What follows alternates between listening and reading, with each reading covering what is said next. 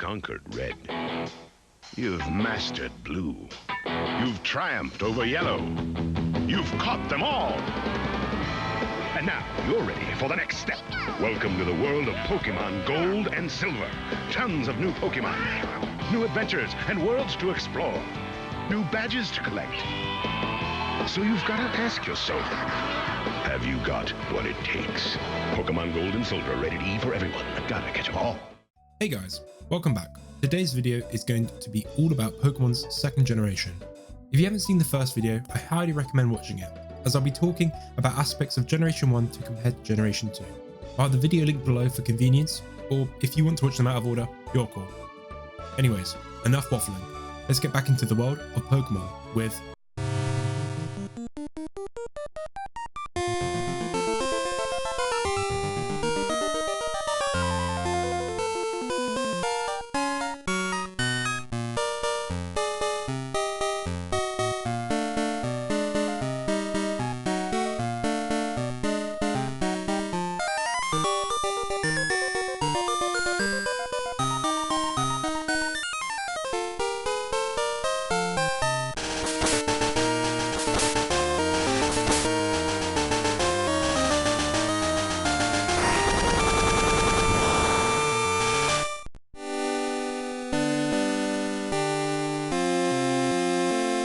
So, Generation 2 began on November 21st, 1999, with the release of Pokemon Gold and Silver. Before talking about the games themselves, let's talk the development.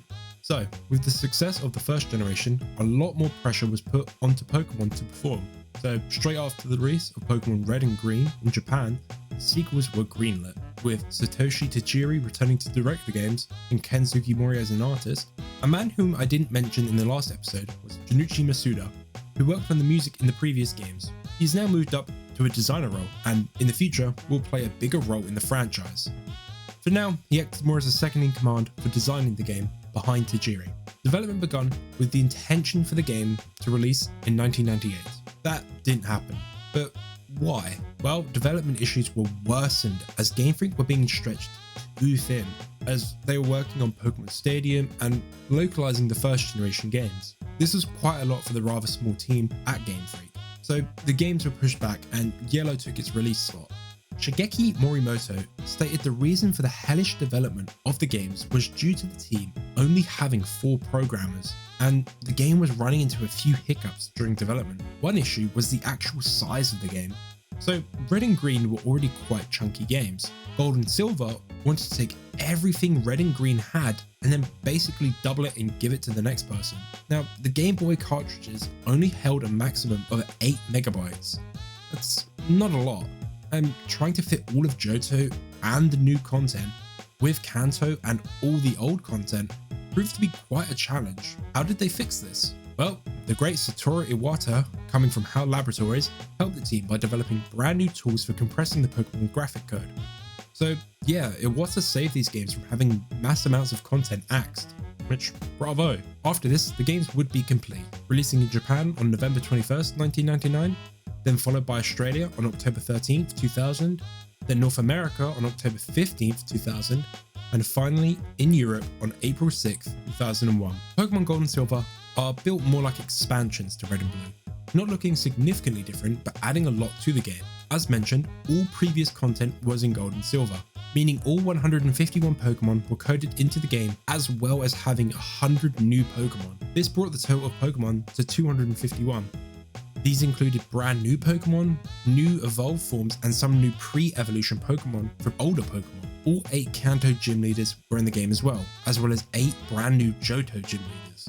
In addition to this, 86 new moves were introduced, bringing the total amount of moves to 251. Some nice symmetry there. 2 brand new types were added, bringing the total up to 17 total types. The first being the Dark type, which was added, with 6 new Pokemon obtaining the type. This type was added to give the Psychic type a much needed counter, with it being the best type in the first generation, with Pokemon like Alakazam not having a good consistent counter for them. Steel was also added for balance, introducing a new super defensive type to help deal with the many super strong types in Generation 1.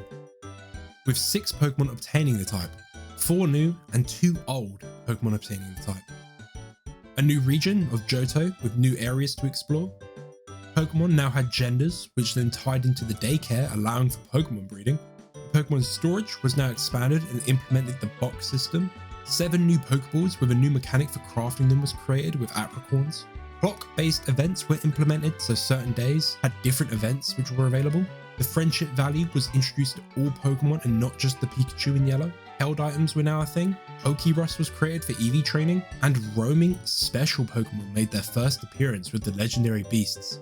There was a plethora of changes of mechanics from Generation 1, which had been changed, which are listed here. I won't go through them because there's quite a lot, so feel free to pause and read them.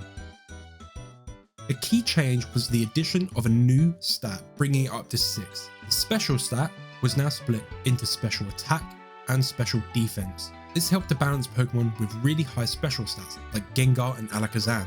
Another new mechanic was now that all Pokemon now had another color variation referred to as shiny. These were extremely rare and would add a lot of replay value as people wanted to hunt these new colors of Pokemon. I'm definitely guilty of being into shiny hunting. Just like Red and Blue, Gold and Silver had some great music as well, such as Violet City,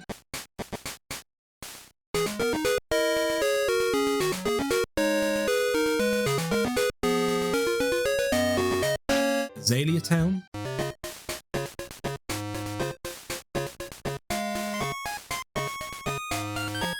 Goldenrod Game Corner,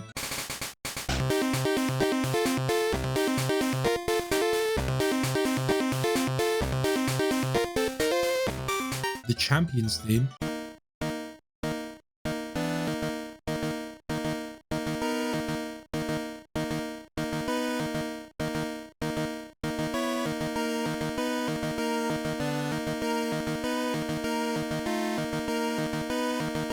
and my personal favourite, the Crystal title screen.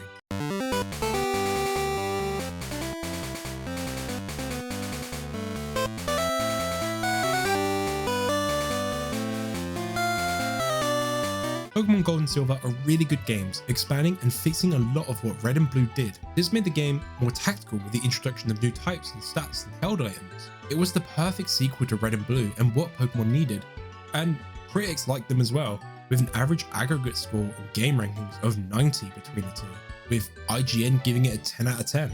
Personally, I love Gold and Silver with what they added, really helping to flesh out the games a lot more and expand the franchise. Sales-wise, Pokemon would become a billion-dollar franchise with the release of Gold and Silver. On its first day in Japan, the game sold 1.4 million units, and by April 2000, roughly 6.5 million units were sold in Japan.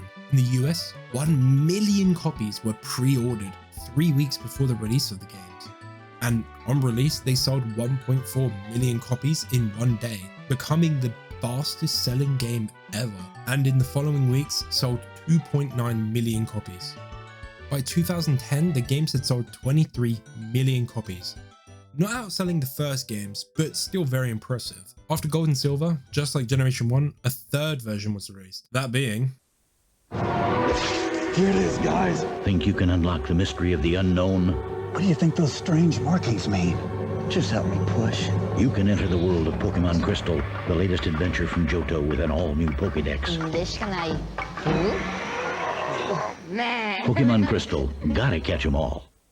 Pokemon Crystal was released in Japan on December 14th, 2000, North America on July 29th, 2001, and November 2nd, 2001 in Europe. Crystal was the definitive version of Gold and Silver, changing a few aspects like certain Pokemon spawns, adding a new story with Suicune, the new box art legendary, a new female playable character called Chris, and a plethora of graphic alterations from locations to Pokemon and characters. A big change was the addition of animated sprites, adding a lot of life to Pokemon. Crystal added quite a bit, but not enough to encourage a lot of people to buy the games again, as they were just Johto again, so Crystal only sold 600,000 units in its first 2 weeks, with 6.3 million units worldwide lifetime sales. Its aggregate score was also 10% lower on game rankings at 80%, reinforcing the idea that it wasn't enough to warrant buying at the time. Crystal now is often regarded as one of, if not the best Pokemon game for some, and I agree. Gold and Silver are already top tier, and Crystal only improves,